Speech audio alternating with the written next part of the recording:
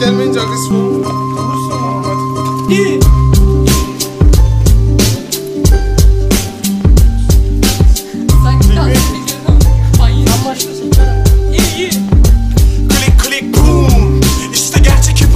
Harbi radyasyonla ışıma başlamıştır, dikkat dikkat. Sayan Sakurta mikrofonda yanına tarikat.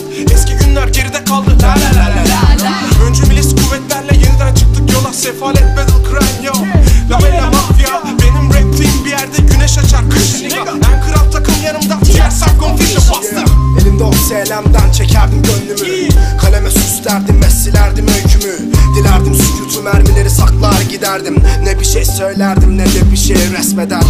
Şam'da izlerdim üşengeç tavırla sessiz kalırdım yaptıklarına. Vakti geç modunda söylediklerimin gerisi freestyle. Kanka benden sonra başla hadi sen de Mirza.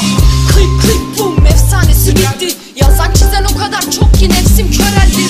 Saat 13:25 gez sus bek. Kül kedisi bal kabağına bindi kapıma geldi. Armut ağacında rapçi pişti ağzıma düş.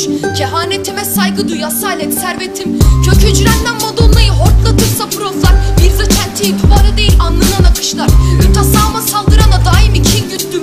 Bilyelerim olsa acaba kimle bölüşürdüm?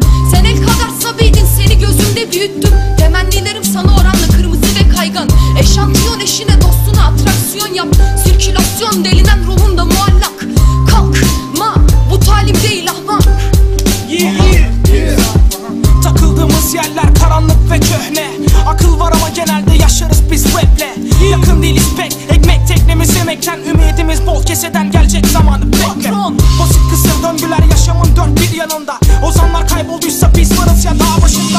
Selam dünyalı rapçiyiz herkese merhaba. Birkaç kelimeyle biz dost da değiliz düşman da. Sorunlarımıza sessiz kalmak en vefasızı. Hip hop yıldızı mı oldu şimdi çoğu Justin çakmasın. Oradan buradan arak parça melodi hırsızı siz yaptıkça ben taşlarım acımasızca. İsmimi hecelemeyi öğren adım patron. Parasal dostluklar ve zekasızlar John John. Övündüğüm kadar çalışsaydım doktor olmuştun şimdiye seni sikik pipon. Anladın mı işte bu şekilde yani. Freestyle yaparım ben arada var mı